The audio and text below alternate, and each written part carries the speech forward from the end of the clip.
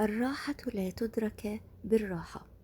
المقولة دي لابن القيم أكيد في منكم سمعها قبل كده، بس أنا كنت عايزة أتكلم فيها النهاردة ونناقشها من منظور مختلف. عايزة أناقشها معاكم من منظور حرصنا إننا نتعلم المناسك أو تأثيرها علينا في طريقنا لربنا عموما. فالراحة لا تدرك بالراحة لو طبقناها على الحياة في العموم، يعني لو انت عايز ترتاح في حياتك في الآخر لازم تتعب في الأول. فعشان تحقق اللي انت بتتمناه وترتاح لازم تبذل مجهود. طيب، انا هاخد الجملة دي واقول لكم ان انت لو عايز ترتاح في عبادتك وتعملها صح وتطمن لازم تبذل مجهود. عاوز تدخل الجنة وترتاح لازم تبذل مجهود. فالراحة لا تدرك بالراحة. لازم أنا كمعتمر أو كحاج أبذل مجهود إني أتعلم وأعرف المناسك وأعرف كل صغيرة وكبيرة. أنت لازم تتعب. اعرف دايما إن مفيش حاجة بتيجي بالساهل. لازم تتعب في إنك تبحث وتتعلم وتعرف، وعلى قد مجهودك هيكون أجرك وهتكون مكانتك عند ربنا.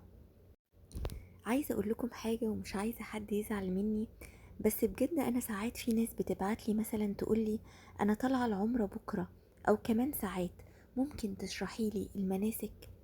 فأنا أول سؤال بسأله، انتي فين من بدري؟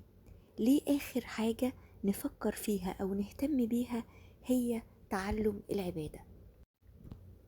ليه دايما اللي بيشغل بال معظم الحجاج ومعظم المعتمرين اخد معايا اكل ايه، تلاجة الفندق هتكفي الحاجات اللي انا جايباها ولا لأ، ايه الاماكن اللي احب اجيب منها الهدايا، الى اخره بقى من الاسئلة اللي انتم عارفينها. وانا مش ضد الاسئلة دي في المطلق، هي اسئلة مهمة وكل حاجة، لكن في حاجة اسمها ترتيب الاولويات. ما ينفعش انا اكون رايحة العمرة او الحج ومعرفش مثلا يعني ايه ميقات. ما ينفعش مثلا اني اكون رايحة احج او اعتمر ومعرفش لو حصل شك في عدد مثلا اشواط الطواف بتاعي سواء بالزيادة او بالنقصان اعمل ايه، او مثلا لو انتقد وضوئي وانا بطوف اتصرف ازاي، وحاجات كتير قوي زي كده. ليه أنا أدفع دم قلبي علشان أروح لبيت الله الحرام سواء حاج أو معتمر وأبقى رايح ومش عارف أعمل إيه، أو مستني مشرف الحملة ياخدني من إيدي ويعمل معايا المناسك، ولو سابني مش هعرف أتصرف؟ بأي منطق نتعامل مع العبادة إنها آخر اهتماماتنا وآخر همنا؟ على فكرة، تعلم أمور الدين والفقه والعقيدة ده فرض عين على كل مسلم. إنك تعرف إزاي تصلي، إزاي تصوم، إزاي تعتمر، إزاي تحج، ده مش فرض كفاية اللي لو قام بيه بعض الأفراد سقط عن الأفراد الآخرين، زي مثلا صلاة الجنازة أو الدعوة إلى الله أو إقامة مثلا الحجج على أهل الشرك اللي بينكروا وجود الله أصلا. لازم تعرفوا إن عشان ربنا يهديك لطريقه لازم تتعب ولازم تجاهد. قال الله تعالى: والذين جاهدوا فينا لنهدينهم سبلنا.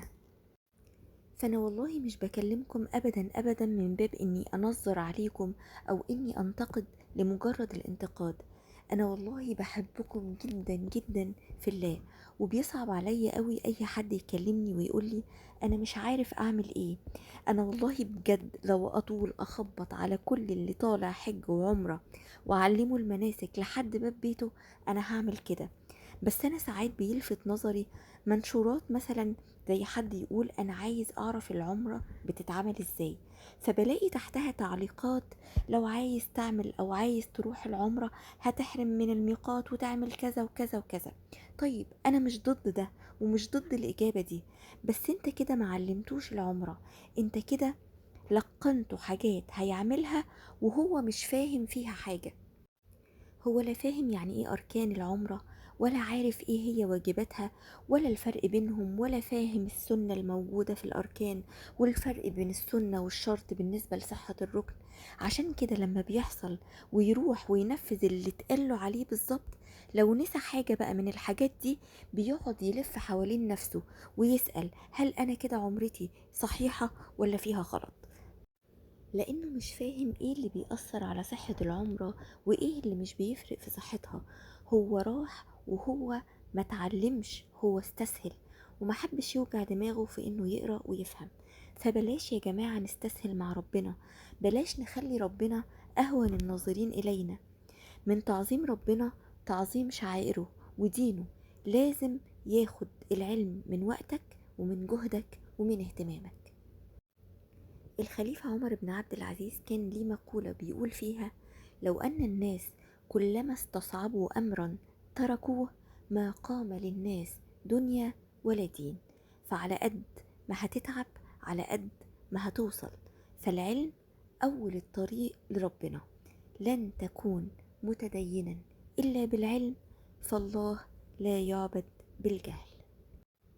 فاسألوا واعرفوا كل اللي انتوا عايزينه، وانا تحت امر الجميع ومش بتضايق من اي سؤال ولا من التكرار. انا لا امل حتى تملوا. دي كانت نصيحتي ليا قبل ما تكون ليكم النهاردة، وكلام ليكم من قلبي جدا. بحبكم جميعا في الله. السلام عليكم ورحمة الله وبركاته.